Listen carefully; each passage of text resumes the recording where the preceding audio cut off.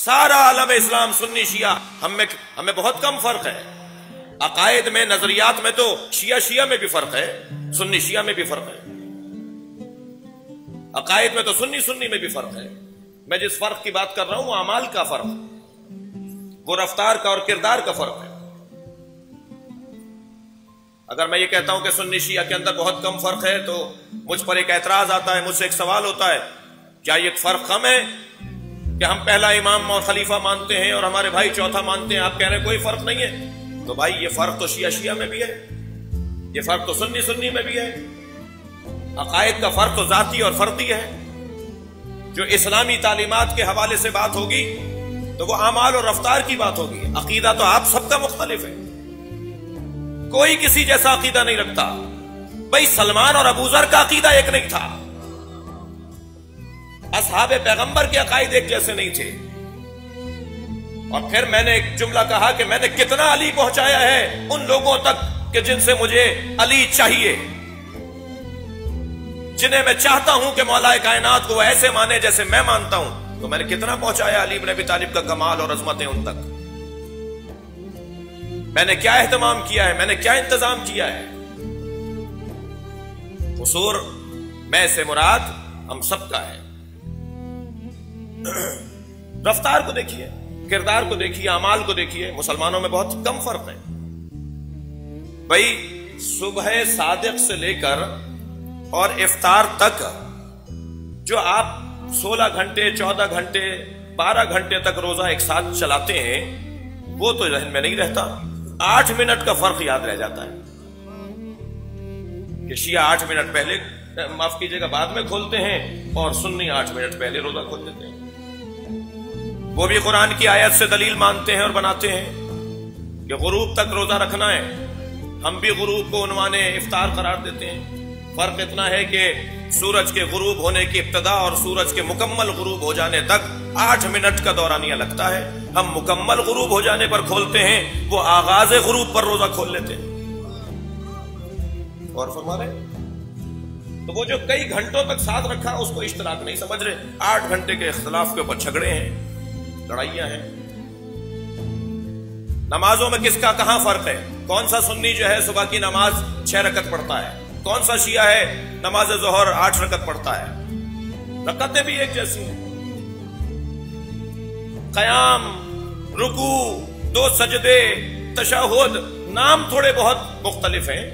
حج کے اندر آپ چلے جائیے، اہل سنت جسے طواف زیارت کہتے ہیں آپ اسے طواف نساء کہتے ہیں. عمرہ مکمل کیا، حج مکمل کیا، اس کے بعد مرد عورت پر حرام ہو جائے گا اور عورت مرد کے اوپر حرام. یہ میاں بیوی کے تعلقات ختم ہو جائیں گے. اس کے لیے لازم ہے کہ حج اور عمرے کے بعد طواف اور 2 رکعت نماز طواف، جسے ہم طواف نساء کہتے ہیں، ہمارے بھائی اسے طواف زیارت کہتے ہیں. وہی طواف ان کے یہاں بھی ہے، وہی طواف ہمارے یہاں بھی ہے. آپ جوڑتے چلی جائیے فقہ اسلامی کے اندر، اور شاید یہ جو قرب پایا جاتا ہے، یہ جو فقہی طور پر قربت پائی جاتی ہے، اس کا ایک بڑا سبب یہ ہے کہ حضرت امام اعظم ابو حنیفہ فرماتے ہیں جب ان سے کسی نے پوچھا کہ آپ کی عمر کتنی ہے، اس وقت ان کی عمر کوئی 60 برس کی تھی. جب پوچھنے والے نے پوچھا کہ آپ کی عمر کتنی ہے، توجہ چاہوں گا اس مثال کے اوپر. پوچھنے والے نے پوچھا آپ کی عمر کتنی ہے، کہنے لگے 2 سال کا ہوں. توجہ کی، کہنے لگے 2 سال کا ہوں. انہوں نے کہا جی آپ کی عمر تو بتا رہی ہے کہ آپ کوئی 60 سال کے ہیں. کہنے لگے نہیں، میری زندگی سے اگر جعفر صادق کی خدمت میں رہنے والے 2 سال نکال دو تو میری زندگی ہی نہیں ہے. میری زندگی تو ہے ہی وہ کہ جو میں نے جعفر ابن محمد کی زندگی میں گزارے. بہت ساری چیزوں میں اشتراک ہے. بحث یہ تھی، بات یہ ہے کہ عبادت پروردگار وہ بھی کر رہے ہیں، عبادت پروردگار ہم بھی کر رہے ہیں. مگر عزیزان گرامی، سارے مسلمان، مجھے معاف کیجیے گا میں تفریق نہیں کر رہا، میں تقسیم نہیں کر رہا کہ ان کی غلط ہے اور ہماری صحیح ہے اور ہماری غلط ہے اور ان کی صحیح ہے. یہ کس نے بتایا ہے ہمیں؟ بحث یہ تھی، یہ 2 رکعت نماز فجر کی کس نے بتائی ہے؟ یہ حج ایسے ہوگا کس نے بتایا ہے؟ یہ روزہ ایسے کھولو گے ایسے رکھو گے کس نے بتایا ہے؟ تم تو کہہ رہے ہو کہ اللہ کی بات کرو اور اللہ کے علاوہ کسی اور کی بات نہیں ہونی چاہیے. جتنی بات تم سرکار کی عظمت کی کرو گے اتنے تم شرک سے قریب ہوتے چلے جاؤ گے. کہاں لے جا رہے ہو مسلمانوں کو؟ کیا نامعقول بات کر رہے ہو؟ اور کب ہے ہمیں نبی نے بتایا ہے کہ صبح کی 2 رکعت نماز ہے، ظہر کی اتنی ہے، عصر کی اتنی، مغرب کی اتنی، عشاء کی اتنی. ہمیں عبادتوں کا سلیقہ سرکار دو جہاں نے عطا کیا ہے. اور جس نے ہمیں عبادتوں کا سلیقہ عطا کیا ہو، جس نے بتایا ہو کہ تمہیں اللہ کے آگے سر کیسے جھکانا ہے، کیا کہہ دو گے تو تمہاری نماز باطل ہو جائے گی. صلو کما رأیتمونی اصلی، ایسے نماز پڑھو جیسے مجھ مصطفیٰ کو پڑھتے دیکھ رہے ہو. اللہ کی عبادت کرنی ہے مگر سلیقہ میں بتاؤں گا. جس نے تمہیں عبادت کا سلیقہ بتایا ہو، توجہ چاہوں گا. سرکار نے اپنے ایک صحابی کو آواز دی، وہ نماز پڑھ رہا تھا. توجہ پڑھائیں گے اپنی. نہیں آیا. حضرت نے دوبارہ آواز دی، وہ تشریف نہیں لائے. سرکار نے تیسری مرتبہ آواز دی، وہ نہیں آئے. نماز مکمل کرنے کے بعد حضرت کی خدمت میں آ کے کہتے ہیں یا رسول اللہ، آپ کی آواز سن رہا تھا مگر میں نماز پڑھ رہا تھا. حضرت نے فرمایا تمہاری نماز قبول ہی نہیں ہے، اس لیے کہ تمہیں نماز میں نے بتائی تھی. تم بھول گئے کہ تمہیں نماز کس نے سکھائی ہے. اللہ کی عبادت ہونی ہے مگر مصطفیٰ کی محبت کے ساتھ. صلوات پڑھیں گے محمد و آل محمد. بھئی ایک زاویہ حسین آیا ہے، میں چاہوں گا کہ اس میں آپ کو شریک قرار دوں اپنی فکر کے ساتھ.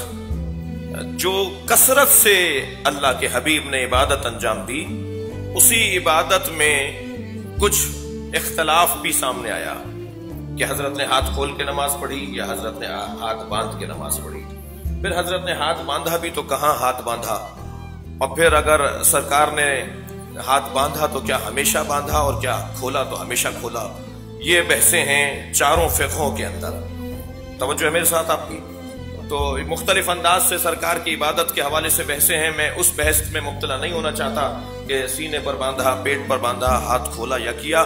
مگر میں اتنا جانتا ہوں کہ جب 3 دورے خلافت اور حکومتوں کے بعد مولا کائنات بظاہر خلافت پر فائز ہوئے اور آپ نے اپنی رسمی اور اداراتی اور ریاستی اعتبار سے جو پہلی نماز جماعت، توجہ ہے حضرت کی، جو پہلی نماز جماعت میرے مولا علی نے پڑھائی ہے، اس کے پڑھ لینے کے بعد اصحاب آپس میں یہ کہہ رہے تھے لقد ذکرتنی صلاۃ محمدہ، آج محمد مصطفیٰ کی نماز یاد آ گئی ہے.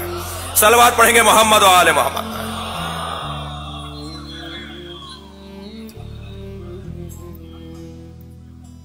سرکار نے ہمیں عبادتوں کا سلیقہ عطا کیا ہے. غور فرمائیں، یہ کلمہ جو آپ روزانہ پڑھتے ہیں، اللہ کو تو سب مانتے ہیں مگر مسلمان کون ہے؟ مسلمان وہ ہے جو لا الہ الا اللہ کی ترکیب نبی کے بتائے ہوئے انداز سے پڑھتا ہو. یعنی نبی نے کہا ہے کہو لا الہ الا اللہ، وہ مسلمان ہے نا. اور لا الہ الا اللہ مکمل جملہ ہے. البتہ اس کے 2 حصے ہیں، لا الہ اور پھر استثناء کے ساتھ الا اللہ. مگر اس لا الہ الا اللہ کے بعد ایک اور جملہ بھی آپ اور ہم کہتے ہیں، اور وہ جملہ ہے محمد الرسول اللہ. ایسا ہی ہے بھائی. جب 2 جملے بولے جاتے ہیں، اپنی دقت بڑھائیے گا، میں شاید کوئی کسی بچے کے لیے نئی بات ہو. جب 2 جملے مکمل بولے جاتے ہیں نا، تو اس کے درمیان ایک واو کا فاصلہ ہوتا ہے. واو بعض اوقات جملہ استنافیہ کے لیے ہوتا ہے، اور واو بعض اوقات جملہ عاطفہ کے لیے ہوتا ہے. جملہ عاطفہ کے لیے بعض اوقات واو کا لفظ ہوتا ہے، بیٹا رہنے دو، اور بعض اوقات واو جو ہے وہ استنافیہ کے لیے استعمال ہوتا ہے. بھائی یہاں استنافیہ بھی ٹھیک تھا اس لیے کہ نیا جملہ ہے، عاطفہ والا واو بھی ٹھیک تھا اس لیے کہ پہلے والے کلمے کے اوپر آپ عطف کر رہے ہیں. البتہ استنافیہ زیادہ بہتر ہے، زیادہ قریب ہے. دینی طالب علم بیٹھے ہوئے ہیں، عربی گرامر سے آگاہ اور آشنا لوگ بیٹھے ہوئے ہیں، مجھے جو ہے وہ ایک پیغام دینا چاہتا ہوں. یہاں پر اللہ کی توحید کا اقرار کرنے کے بعد نبی کی رسالت کا جب ہم اقرار کر رہے ہیں نا، تو واو کا فاصلہ بھی نہیں ہے. بھائی لاکھوں مرتبہ پڑھا ہے آپ نے کلمہ، ذرا میری دقت کو ذرا دیکھ لیجئے. لا الہ الا اللہ کے فوراً بعد آپ کہتے ہیں محمد الرسول اللہ، یعنی دو جملے بھی اللہ ماننے کو تیار نہیں ہے۔ میری توحید کے ساتھ مصطفیٰ کی رسالت کا اقرار کرو سانس لیے بغیر۔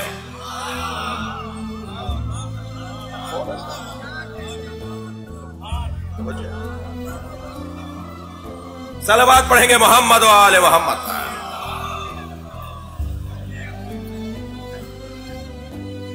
اچھا، اگر آمادہ ہیں اور خستہ اور تھک نہیں رہے، میری باتوں سے اکتا نہیں رہے، تو ایک جملہ اور سن لیں۔ بھائی میں نے کہا لا الہ الا اللہ، بغیر فاصلے کے کہا محمد الرسول اللہ۔ اللہ کی ہا اور محمد کی میم ملی ہوئی ہے، اور جیسے ہی میں نے کہا محمد الرسول اللہ، بغیر فاصلے کے کہا علی ولی اللہ۔ اللہ اکبر، تینوں کلمے کہنے ہیں بغیر فاصلے کے۔ ایک کو عقیدہ توحید کہتے ہیں، ایک کو رسالت کا عقیدہ، ایک کو ولایت کا عقیدہ۔ صلوات پڑھیں گے محمد و آل محمد۔